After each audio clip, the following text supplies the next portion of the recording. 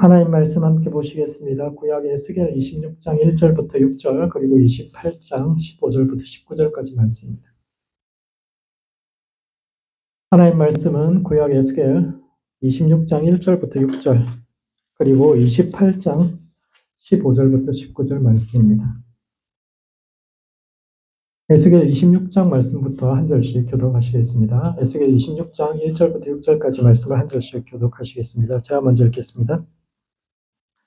11번째 해 어느 달 초하루에 여호와의 말씀이 내게 임하여 이르시되 인자야 두로가 예루살렘에 관하여 이르기를 아하 만민의 문이 깨져서 내게로 돌아왔도다.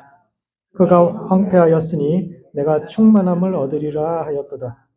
그러므로 주 여호와께서 이같이 말씀하셨느니라. 두로야 내가 너를 대적하여 바다가 그 파도를 굽이치게 함같이 여러 민족들이 와서 너를 치게 하리니 그들이 두로의 성벽을 무너뜨리며 그 망대를 헐 것이요 나도 티끌을 그 위에서 쓸어버려 맨바위가 되게 하며 바다 가운데서 그물 치는 곳이 되게 하리니 내가 말하였음이니라. 주 여호와의 말씀이니라. 그가 이방의 노략거리가 될 것이요 들에 있는 그의 딸들은 칼에 죽으리니 그들이 나를 여호와인 줄 알리라. 아멘. 28장 15절부터 19절 말씀도 한 절씩 교독하시겠습니다. 28장 15절부터 19절 말씀입니다. 제가 먼저 읽겠습니다. 내가 시험을 받던 날로부터 내 모든 길에 완전하더니 마침내 내게서 불의가 드러났도다. 내 무역이 많으므로 내 가운데에 강포가 가득하여 내가 범죄하였도다. 너 지키는 그루바. 그러므로 내가 너를 더럽게 여겨 하나님의 산에서 쫓아냈고 불타는 돌들 사이에서 멸하였도다. 내가 아름다움으로 마음이 교만하였으며 내가 영화로움으로 내 지혜를 더럽혔으며 내가 너를 땅에 던져 왕들 앞에 두어 그들의 구경거리가 되게 하였도다. 내가 죄악이 많고 무역이 불리함으로 내 모든 성소를 더럽혔으며 내가 내 가운데서 불을 내어 너를 사르게 하고 너를 보고 있는 모든 자 앞에서 너를 땅에 죄가 되게 하였다. 함께 읽겠습니다. 만민 중에 너를 아는 자가 너로 말미암아 다 놀랄 것이며 내가 공포의 대상이 되고 내가 영원히 다시 잊지 못하리로다 하셨다 하라. 아멘. 에스겔서의 특징이 이제 예언의 날짜가 기록되어 있다라는 겁니다. 하나님께서 이것을 이제 몇월 며칠 내게 주셨다. 이렇게 이제 기록하고 있죠. 왜냐하면 지난번에도 말씀드렸다시피 사람들이 에스겔 말 믿지 않았습니다. 그 당시에 에스겔이 처음 예언할 때만 해도 바벨론이 곧 망한다 이런 때였기 때문에 그 상황에서 바벨론 절대 망하지 않고 오히려 이스라엘 이제 멸망할 때 다 됐다 이렇게 이야기하는 사람들이 그런 헛소리 하지 말라고 그렇게 하니까 이제 사람들 앞에 더 이상 하나님 주신 말씀을 선포하지 못하게 되니까 그래다 이제 기록하게 되죠. 이건 내가 몇 월 며칠에 받은 말씀인데 그렇게 해서 하나님 말씀 주실 때마다 쭉 기록을 해놨는데 총 14번의 말씀을 받았습니다. 13번인 줄 알았는데 제가 계속 다시 읽다 보니까 한 번 더 있더라고요. 그래서 14개의 날짜가 나오는데 6개가 유대에 관한 말씀이고 7개가 이방에 관한 말씀 그리고 하나는 이제 유대와 이방이 같이 한 장에 쭉 나오는 말씀인데 그 중에서 이방에 관한 말씀 중에 이집트에 관한 말씀 6개 그리고 뚜레에 관한 말씀이 하나가 있습니다. 그런데 왜 뚜로는 따로 말씀을 주셨을까요?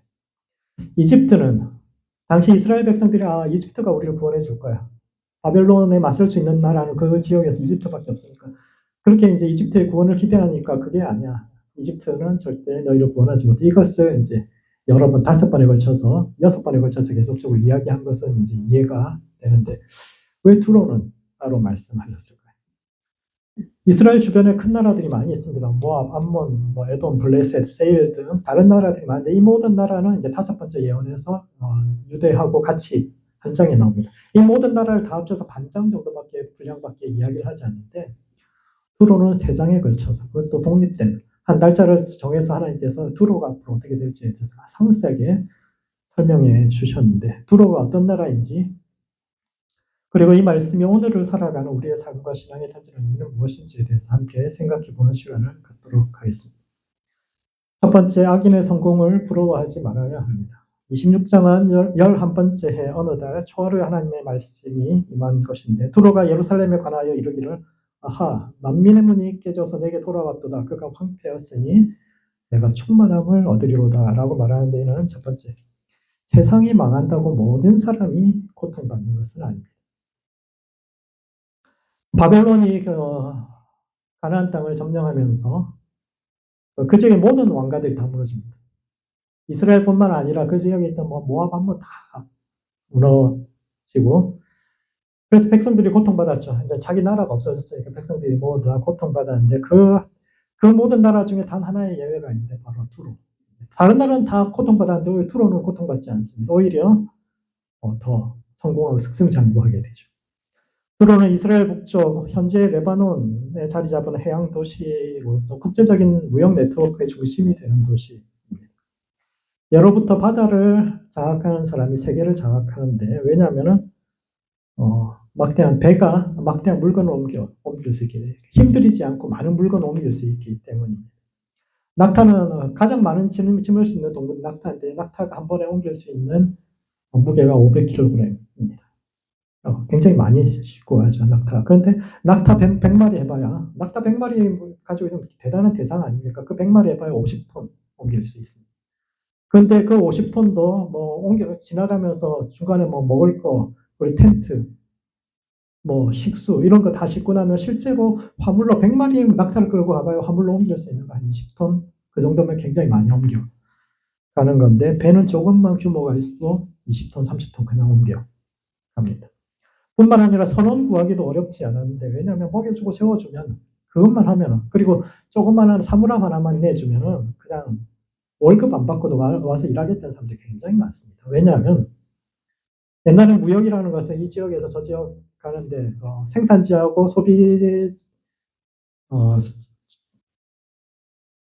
최종 소비자들 가격 차이가 보통 한 50배, 100배 나는 물건들이 굉장히 많이 있습니다. 후추, 비단, 도자기 이런 거 한 100배까지 차이 납니다. 여기 가지고 그러니까 선주들은 선원들한테 먹여주고 재워주기만 하면 그 사람들한테 요만한 공간 네가 마음대로 써 하면은 항구를 옮겨갈 때마다 여기서 저 동네에 잘 팔리는 물건 사가지고 옮겨가면서 자기들이 장사를 합니다. 그러니까 월급 굳이 안 줘도 다 일하겠다는 사람들 굉장히 많이 있죠. 그래서 이스라엘도 기회만 되면 어떻게 하면 이 무역 네트워크에 자기들이 참여할 수 있을까 이제 고민을 했고, 솔로몬이 이스라엘 역사상 가장 위대한 왕인 이유는 이 무역 네트워크에 발을 디뎠기 때문에, 선단을 보내서 다시스까지 배를 보내서 물건을 실어오고, 이게 유일한 사례이기 때문에 쭉 그렇게 했고, 그래서 북이스라엘 같은 경우도 아합 시절에 이 무역 네트워크에 참여했는데, 그것은 아합이 뛰어나서가 아니라 투로 공주 이세벨이 시집 오면서 이제 거기에 한 발을 걸치게 된 겁니다. 그 투로 입장에서도, 왜냐하면 이제 자기들은 물건 생산해서 파는 게 아니라 중개무역을 하는 거잖아요. 그 주변의 나라들한테 저곳에서 잘 팔릴 물건들을 이제 생산을 부탁을 해야 되는데, 그러니까 이스라엘 왕가와 결혼을 해서 자기들이 원하는 물건 좀 공급해달라고 이렇게 이제 결혼을 하면서, 그래서 이제 아합도 거기에 이제 발을 딛게 된 겁니다. 그런데 바벨론이 성장하면서 이제 두로가 물건을 공급받던 나라들이 전부 다 망합니다. 두로, 모압, 암몬, 블레셋 다 무너지게 되는데, 그 왕가들이 몰락하는 것이 어떻게 보면 굉장히 위기일 수 있는데, 두로 입장에서 그게 그렇게 나쁘다고 생각하지 않은 겁니다. 왜냐하면 자신들의 영향력을 더 확대할 수 있는 기회가, IMF라고 해서 모든 사람들이 고통받았던 거 아니잖아요. 현금을 들고 있던 사람들은 시장에 물건 굉장히 싼 거, 건물이고 뭐고, 그때 엄청나게 부자가 된 사람들이 많았던 것처럼, 과거에는 이익의 상당 부분을 각 지역에 있는 왕가나 귀족들에게 그렇게 나누었어야 되는데, 이 왕가들이 다 무너졌어요. 무너지니까 그 이익을 자신들이 독차지할 수 있게 되는 겁니다.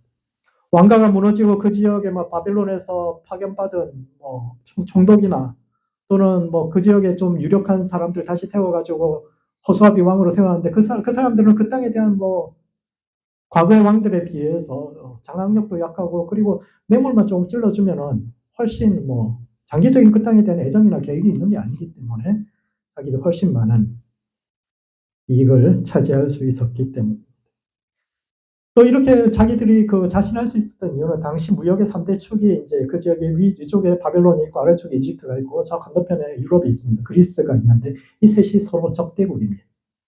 바벨론하고 이집트 맨날 치고받고 싸우죠. 뭐 유럽도 뭐 페르시아하고 맨날 전쟁하고 이러던다니까 공적으로 무역이 될 수가 없어요. 그러니까 중립적인 두로를 통해서 사람들이 다 물건을 그거 하고 중립적인 그렇게 중립적으로 무역을 한다는 것은 또 다른 의미에서 이야기하면 이게 다 밀무역이라 밀수라는 겁니다. 물건들 자체가. 공적으로는 서로 적대 국가니까 그거 할 수 없으니까 제3자의 두로를 내세우지만 두로도 그냥 할 수 없어요. 그 밀수를 하다 보니까 어떻게 되겠습니까? 이것은 새로운 참여자들이 나타나기가 쉽지 않아요. 이게 불법인데 다 알아서 눈 감아주고 있는 상황입니다. 그러니까 새로운 신뢰를 얻지 못하는 새로운 사람이 참여하기가 쉽지 않은 그런 시장이죠. 그래서 바벨론이 이제 다른 나라를 다 무너뜨렸는데 그 투로 입장에서 나쁘지 않은 것은 이제 뭐 적당히 그 이익을 독차지할 수 있을 뿐만 아니라 그 지역에 있는 백성들을 상대로 이스라엘이나 뭐 유다나 그 지역에 있는 백성들을 상대로 과거보다 훨씬 낮은 가격으로 물건을 구입하고 훨씬 높은 가격으로 물건을 팔고 또 어디 물건 대줘야 되는데 그 날짜 막 백성들을 쥐어짜도 자기들 말릴 사람이 없는 겁니다. 그래서 이스라엘 백성들의 입장에 있어서 나라를 무너뜨린 것은 바벨론인데 백성들의 입장에서 삶이 가장 고달프게 되었던 것은 두로 때문입니다.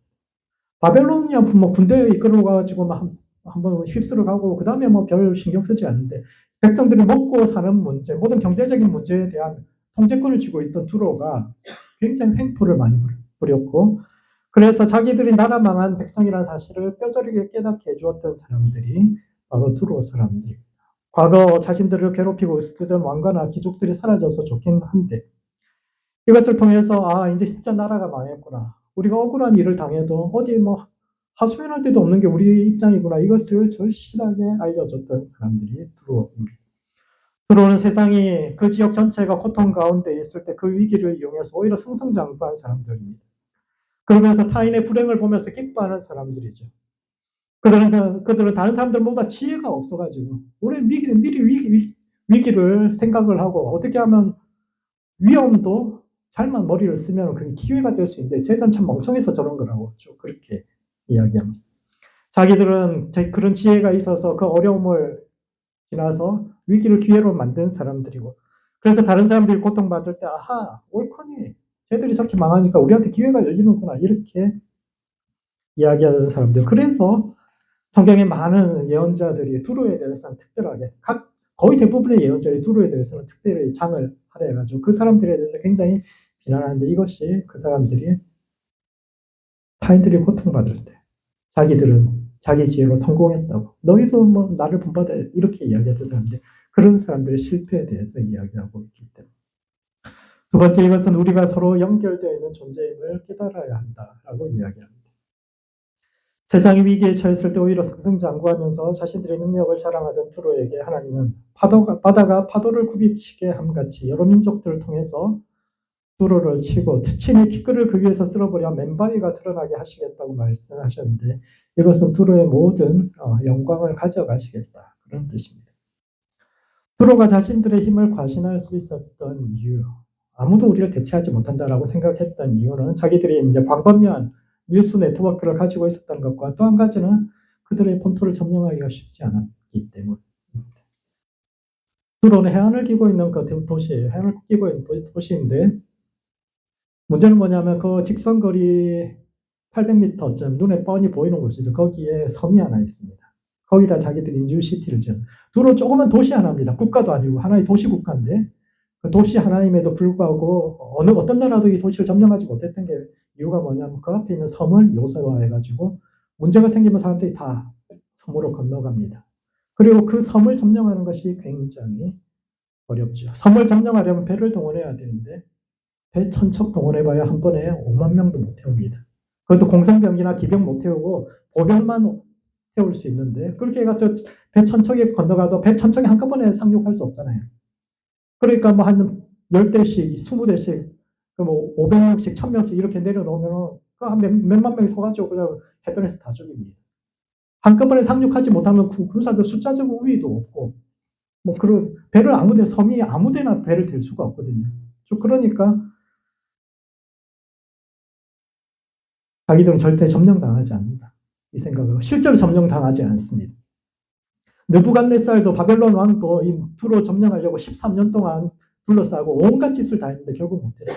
알렉산더도 그 유명한 그 알렉산더가 유일하게 이제 두로를 점령했던 왕인데 알렉산더도 어떻게 점령했냐면은 너무 열받으니까 두로가 너무 약 올리고 막 이렇게 하니까 너무 열받아가지고 아예 다리를 만듭니다. 7개월 동안 수만 명의 군사를 동원해가지고 다리를 끝까지 해가지고 육지로 만들어 결국 그렇게 해서 이게. 그런데도 그럼에도 불구하고 두로는 패배하지 않죠. 잘 사는 사람들은 다 배 타고 다 아프리카로 다 도망갔어요. 카르톱 타고라든지 자기들 굴을 전부 다 실패하면 다. 그러니까 점령해도 별로 그게 없는 그런 거죠. 두로는 자기들의 뉴시티라고 이야기하는 그 섬을 성으로 토성을 둘러쌌을 뿐 아니라 거기다가 큰 방패를 걸어놓습니다. 티끌이라고 티끌을 쓸어버리겠다 이게 이제 그런 이야기입니다. 옛날 사람들이 자기 나라의 부와 영광을 자랑하는 것 중에 하나 꼭 금방패를 만들어서 걸어놔요. 그 솔로몬도 성전을 만든 다음에 금방패를 몇백 개 만들어서 그 성전 창고에 넣어놓잖아요. 그게 뭐냐면은 이제 아침마다 이제 사람들이 들고 나와가지고 성을 쭉 둘러가면서 몇 미터 단위로 금방패 하나씩 쭉 걸어놓습니다. 금이 얼마나 비쌉니까? 방패 사람을 다 막을 만한 이따만 큰 방패 그 돈이 얼마나 들어가겠어요? 그 하나 팔아도 뭐 수백억 뭐 수십억 나오지 않겠어요? 그걸 몇백 개를 성을 돌아가면서 다 걸어 놓는다는 것은 야 우리 이렇게 부자야. 우리 이거 팔면은 수많은 용병들을 동원할 수 있을 정도로 우리는 굉장히 이런 게 이제 그 시대 사람들이 자신들의 부와 영광을 이제 자랑하는 방식인데 하나님께서 그 티끌이라고 이야기하는 그 성을 돌아서 있는 그것을 다 쓸어가 버리고 그렇게 해서 그들의 맨바위를 드러나게 그 섬이 바위니까 그 맨바위가 드러나게 하시겠다라는 뜻인데 이것은 무엇이 토대이고 무엇이 장식품인지를 드러나게 하시겠다라는 뜻이기도 합니다. 두로는 자신들이 뿌리고 근본이고 다른 나라들은 자신들로부터 영향을 공급받는 가지라고 생각했습니다. 자기들이 가지고 있는 상은망이 바위요 주변 나라를 부욕해 하는 기초이며 다른 이들은 자기들의 그 토대 위에서 성을 지은 건물을 지은 사람들 우리가 뿌리고 우리가 모든 나라를 먹여 살리고 있고 우리가 중심이다 이렇게 생각하고 있지만 하나님은 오히려 주변 나라들이 무엇이 맨바위인가 무엇이 토대이고 무엇이 뿌리인가에 대해서 너희가 중개무역을 하는 너희가 아니라 오히려 너희 주변에서 그렇게 물건을 공급하고 열심히 살아가는 그 사람들이 진짜 뿌리고 토대고 하나님께서 이 땅에 심겨놓으신 중요한 기초가 되는 사람들이다. 라는 그것을 이야기합니다. 조선시대 사람들이 왕이 나라의 근본이라고 생각을 했죠. 세자를 뭐라고 합니까? 국본이라고 합니다. 국본이라는 건 뭡니까? 나라의 근본이라는 뜻입니다. 왜 세자가 나라의 근본입니까? 그 생각해 보신 적 있으세요? 왜 세자를 나라의 근본이라고 이야기하는지? 왜냐하면은 사직과 대화할 수 있는 유일한 사람이기 때문에. 종묘사직이라는 이야기를 하는데 종묘는 조상들의 그 미패를 모신 것이고 사직은 곡식신이에요. 사람이 먹고 살아가는 데 있어서 꼭 필요한 게 뭡니까? 곡식이잖아요. 그러면 곡식이 풍성하게 열매 맺게 하려면 그 사직과 대화하는 사람이 필요합니다. 그게 누굽니까? 왕입니다. 조선시대 왕은 제사장 같은 사람이에요. 사직 신을 모실 수 있는 사직과 대화할 수 있는 따라서 그 왕을 이어서 사직과 대화할 수 있는 그 세자가 나라의 근본, 백성이 근본이 아니라 그렇기 때문에 조선시대 가장 중요한 논쟁 중에 하나가 그거예요. 누가 나라의 근본인가? 무엇이 근본인가? 백성이 근본인가? 아니면 왕이 근본인가?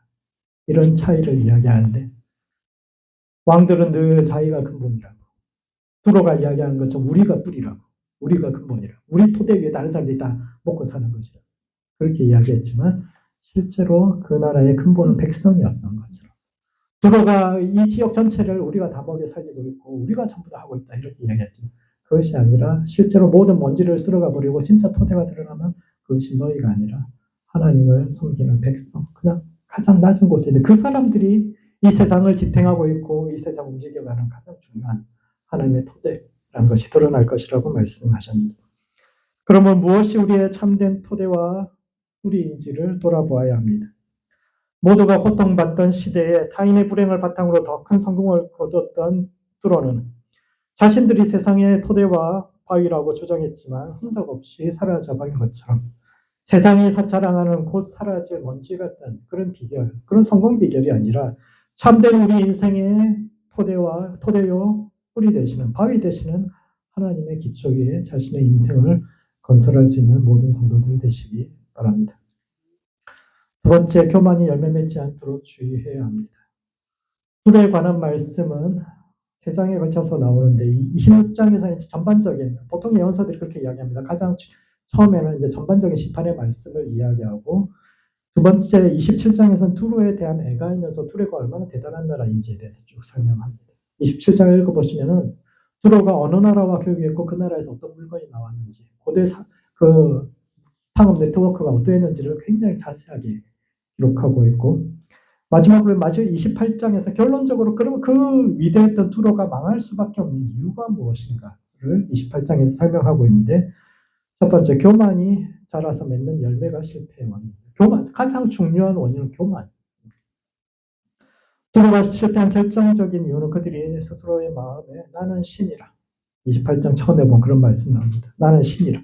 내가 하나님의 자리 곧 바다 가운데 앉았다. 라고 말했기 때문인데 나는 신이다. 왜 자기를 신이라고 이야기했고 자기가 신이다라는 말의 뜻은 무엇일까 생각하면은 그것은 자기 말이 법이 되고 기준이 된다.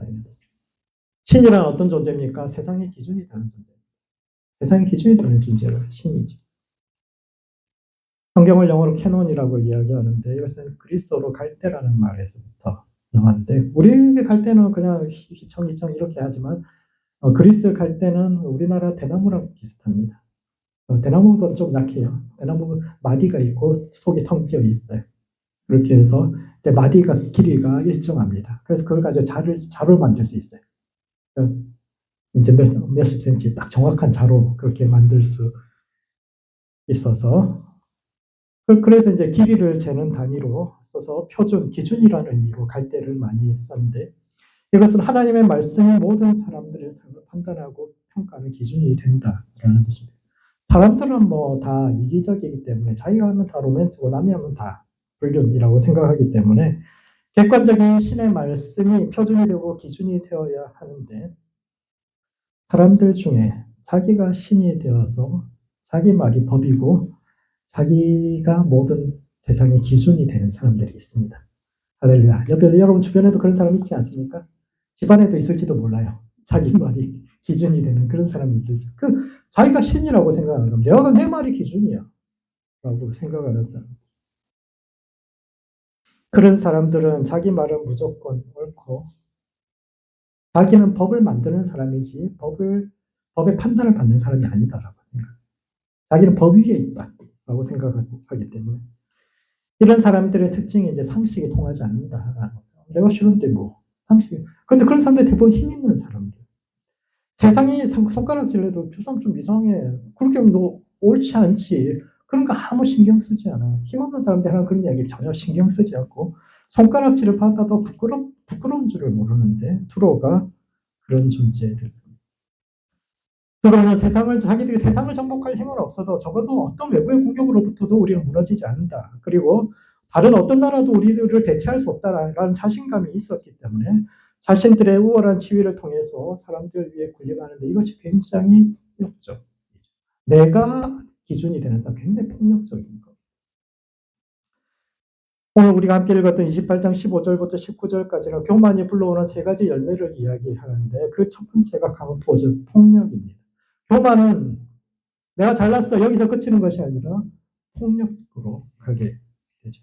두로가 폭력적이라는 말은 2가지 의미를 지니는데 한 가지는 진짜 폭력을 사용했다는 의미고 다른 한 가지는 그들의 존재 자체가 폭력적이라는 이야기입니다. 예로부터 무역은 황금알을 낳는 거위였기 때문에 많은 나라들이 여기에 진출하려고 그렇지 않겠어요? 거기에 뭐 참여만 하면 엄청난 이익을 보니까 너도 나도 뛰어들고 싶어 했는데 그럼에도 불구하고 많은 나라들이 성공하지 못했던 이유는 기존 참여자들의 텃세 때문입니다. 바다는 넓어서 사람들의 눈이 미치지 못하는 것이 굉장히 많죠. 그래서 거기는 바다는 법이 통하지 않는 무법의 공간입니다. 뿐만 아니라 근대 유럽에서 배들한테 파는 면허 중에 하나가 사량면허라고 있어요. 사량면허. 약탈을 할 수 있는 권리입니다. 자국 상선은 안 되고 해적질을 할 수 있는 면허를 팔아요. 해적질을 할 수 있는 면허를 국가에서. 그래서 그 면허를 가지고 있으면 다른 나라 자기 나라 상선이 아닌 다른 나라 상선을 털 수 있습니다. 합법적이에요, 그게. 그리고 나서 그 물건 국가가 매입해 줍니다. 딴 데 가서 팔면 그거 불법이에요. 그 사람 면허를 가진 사람들만이 그 다른 나라 배를 털고 그걸 또 물건도 국가가 매입해주고 세금 꼬박꼬박 내고 그렇게 있었는데 이게 옛날부터 있던 겁니다. 국가가 그러니까 해군하고 해적이 구분이 안 돼요. 바다에 나가면. 그래서 바다를 장악한 사람들은 경쟁자를 그렇지 않겠어요. 폭력을 쓰는 것이 일반적이죠. 이스라엘도 솔로몬 이후에 여러 번 배를 보냈어요. 여호사밧 때도 보냈고 그럼에도 불구하고 그들이 바다에서 폭풍을 만났다는 이야기인데 진짜 폭풍을 만났는지 폭풍 같은 그 해적들을 만났는지 모르는데 그렇게 여러 번 시도했는데도 다 실패하는데 이렇게 폭력을 사용했다는 겁니다. 나아가 자기가 기준이 되는 사람, 즉 자신의 말이 법이 되고 표준이 되는 사람은 존재 자체가 폭력적이라는 의미도 가지고 있죠. 뭐 자기 말이 뭐 자기가 다 하니까 어제 100원 하던 물건 오늘 200원 팔고 내일은 400원이야. 사기 싫은 말 너무 폭력적이죠. 안 살 수가 없잖아요. 왜냐하면 가나안은 척박한 땅이기 때문에 자급자족할 수 없는 땅이기 때문에. 아라비아 상인들이 왜 유명합니까? 아라비아라는 아라비아 사람들이 사는 그 땅이 사막이잖아요. 사막에서 뭐가 납니까? 먹을 거 뭐 웬만한 거 다 수입해야 되는 그런 상. 교역을 하지 않으면 먹고 살 수 없는 사람들이 아라비아 사람들입니다. 그러니까 낙타 끌고 배 타고 신밧드에 모험하면서 여러 나라를 돌아다닐 수밖에 없어요. 자기 땅에서 나는 게 없으니까 어떻게든 교역을 해서 먹고 살아야 되는데 그런 사람들 앞에 두고 오늘 살려면 살고 말려면 말고 먹지 않고 살 수 있습니까? 너무 폭력적이죠. 상업 네트워크를 장악하고 너무너무 폭력적인 사람입니다. 그런데 그렇게 교만한 사람들이 이렇게 폭력적일 때 거기에 당한 사람들이 한이 하늘에 닿으니까 그러니까 도로 사람들이 결국 심판받게 되죠. 두 번째, 교만은 지혜를 더럽히고 신전의 타락을 가져옵니다. 교만은 폭력을 낳고 그 다음 교만이 더 자라게 되면은 가치관의 타락을 낳습니다. 지혜의 타락을 낳게 됩니다. 서로는 자기들이 매우 지혜롭다고 생각했는데 왜냐하면 자기들은 위기를 기회로 바꾼 민족이기 때문입니다. 바벨론의 성장과 더불어서 가나안의 모든 나라들이 망했지만 자기들은 오히려 승승장구했습니다. IMF 때 다 망했지만 우리는 성공했다 이렇게 이야기합니다. 위기도 잘만 다루면 그것이 기회가 된다. 강연도 하고 사람들한테 이야기하고 그렇게 하죠. 그들은 처음부터 가나안의 척박한 땅을 두고 다른 나라와 다투기보다는 바다를 건너서 알 수 없는 우리가 성공한 비결은 너네는 전부 다 그 땅에서 막 그렇게 그 좁은 땅을 두고 다투었죠. 우리는 바다 넘어서 알 수 없는 세계에 가서 모험을 하고 그렇지 처음에는 실패도 하고 많은 사람들이 죽었지만 조금씩 네트워크가 생기고 아는 사람들이 생기고 그렇게 조금씩 노하우가 쌓이고 그렇게 되다 보니까 이제 우리는 성공했다. 성공의 열쇠를 쥐게 되죠. 나아가서 적극적으로 경쟁자를 제거하고 이를 통해서 많은 부를 쌓을 수 있었지만 하나님은 그들의 지혜가 더럽혀진 지혜다 라고 이야기하는데 왜냐하면 한쪽만 이익을 얻고 다른 쪽은 손해를 보는 구조를 그들이 계속적으로 만들어 왔기 때문에 가나안 왕국들의 몰락은 단기적으로는 투로의 이익을 가져다 줄 수 있지만 장기적으로 결국은 투로가 망한 것은 그 주변 나라들 다 망했는데 어떻게 자기들만 버틸 수 있겠어요. 결국은 장기적으로 함께 몰락할 수밖에 없는데 이는 참된 지혜는 하나님을 두려워할 줄 아는 지혜와 함께 성장하고 발전하는 그것이 진짜 지혜인데 이 사람들은 가짜 지혜, 타락한 지혜, 단기적으로 뭔가를 더 얻을 수 그런 것을 지혜라고 생각하고 이와 같이 가치관과 지혜를 타락시키는 것이 교만입니다. 마지막으로 그들이 심판받은 결정적인 이유는 성소가 더럽혀졌기 때문인데 이것은 종교가 제 역할을 하지 못할 때 세상이 잘못된 방향으로 갈 때 가장 마지막으로 그 사회를 지탱해야 되는 것이 종교인데 올바른 가치관을 가르쳐야 되는 것이 종교인데 그러지 못했기 때문에 그들은 결국 멸망한다라고 이야기합니다.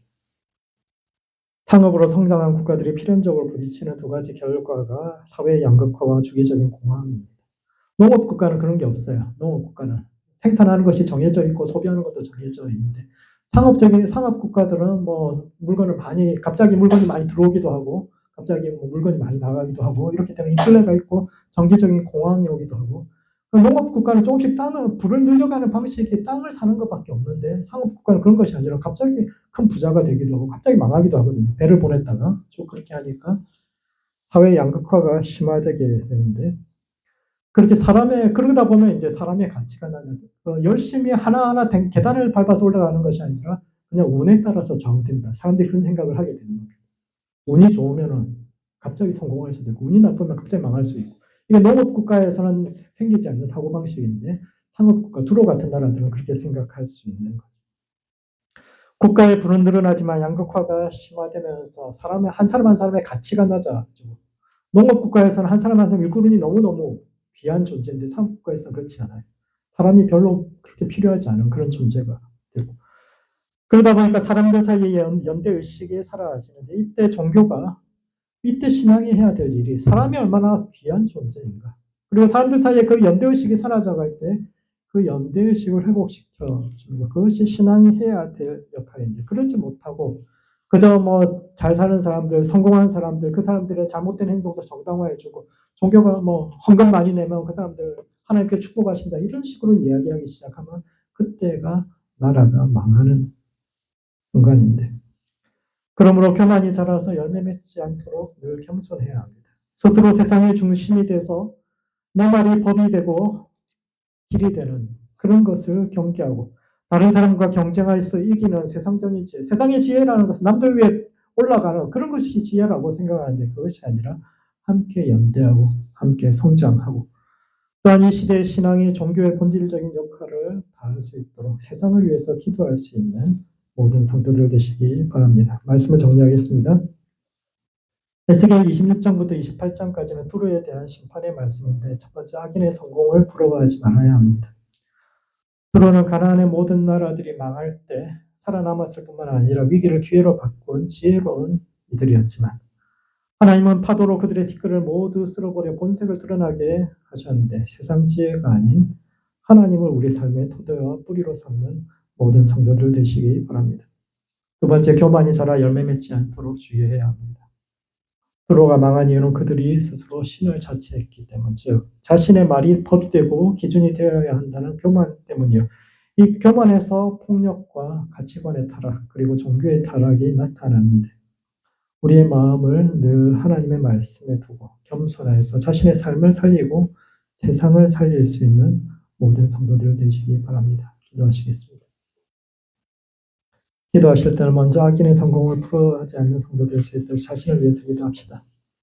우리 삶의 기초와 지혜가 하나님께 뿌리를 둘 수 있도록 세상의 지혜나 악인의 성공을 부러워하지 않고 하나님과 말씀 위에 우리의 삶을 건축하여 가는 성도 될 수 있도록 자신을 위해서 기도하시고, 두 번째는 겸손한 성도가 교회 될 수 있도록 서로를 위해서 기도합시다. 스스로 세상의 중심이 되어 폭력을 가져오고 지혜와 종교를 타락시키는 시대에 맞서서 인간의 가치를 지키고 서로를 섬기며 사회의 연대의식을 더럽게 하는 성도와 교회 될 수 있도록 서로를 위해서 함께 기도하시겠습니다.